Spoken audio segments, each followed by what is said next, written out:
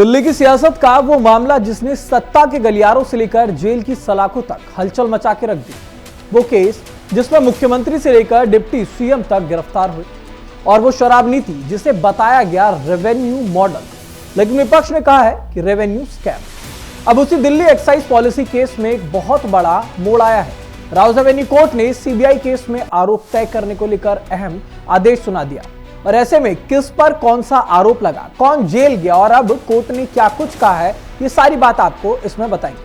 तो सबसे पहले आप समझिए, शराब नीति 2021 से 22 के बीच में शुरू हुई थी। साल 2021 में दिल्ली सरकार ने यह नई आबकारी नीति लागू की।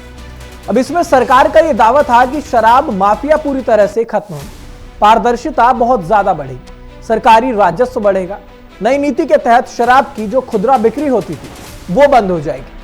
अब ऐसे में इस पूरे मामले को लेकर जब ये 2021 में पॉलिसी आई तो विवाद शुरू कब हुआ, ये अपने आप में एक बहुत बड़ा सवाल है। जुलाई 2022 में दिल्ली के मुख्य सचिव रिपोर्ट में बताते हैं कि अनियमितता इस पॉलिसी में पाई गई है। उसके बाद से ही दिल्ली के उपराज्यपाल ने सीबीआई जांच की सिफारिश की।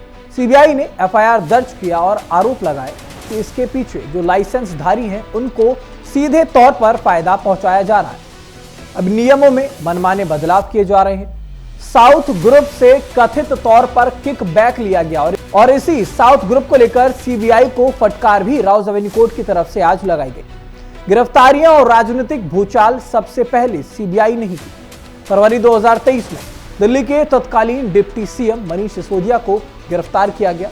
आप सभी को याद होगा, जब मनीष सिसोदिया गिरफ्तार हो रहे थे तो उनके साथ पूरे जो समर्थकों की भीड़ थी वो जा रही थी। उसके बाद ईडी की एंट्री होती है। सीबीआई के बाद मनी लॉन्ड्रिंग का मामला दर्ज किया जाता है। फिर आता है मार्च 2024, जब दिल्ली के मुख्यमंत्री अरविंद केजरीवाल को भी ईडी गिरफ्तार कर लेती है। देश की राजनीति में भूचाल आया। आम आदमी पार्टी ने इसे राजनीतिक साजिश बताया था, जबकि विपक्ष ने इसे पूरी तरह से भ्रष्टाचार का एक बड़ा मामला कहा। अब ऐसे में यह मामला पूरी तरह से सीबीआई बनाम आम आदमी पार्टी हो गया था। इसको लेकर कोर्ट में जंग थी। सीबीआई ने चार्जशीट दाखिल की, लेकिन बचाव पक्ष ने कहा कि कोई भी ठोस सबूत नहीं है, कोई भी मनी ट्रेल स्पष्ट रूप से सामने नहीं आया।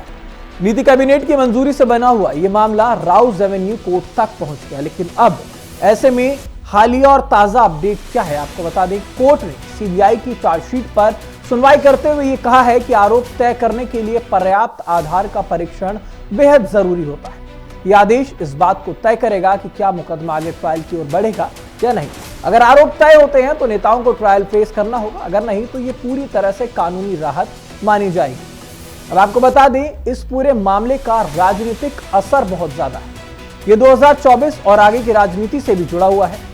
एक तरफ आम आदमी पार्टी इसे सच्चाई की जीत बता रही है तो दूसरी तरफ बीजेपी ये कह रही है कि कानून अपना काम करेगा। आपको बता दें, आज राउज़ कोर्ट की तरफ से सभी 23 लोग जो इस दिल्ली लिकर पॉलिसी कथित तौर पर जिसे घोटाला भी कहा जा रहा था, अब उसको लेकर राउज़ कोर्ट ने कहा है कि पर्याप्त सबूत नहीं है, जिसको लेकर सभी 23 के 23 लोगों को बरी कर दिया गया। उसमें डिप्टी सीएम जो रहे थे, दिल्ली के डिप्टी सीएम एक समय पर रहने वाले मनीष सिसोदिया और अरविंद केजरीवाल को भी पूरी तरह से बरी कर दिया गया है। सुनीता केजरीवाल जो उनकी पत्नी है, उन्होंने भी ये कहा है कि अंत में सच्चाई की ही जीत हुई है।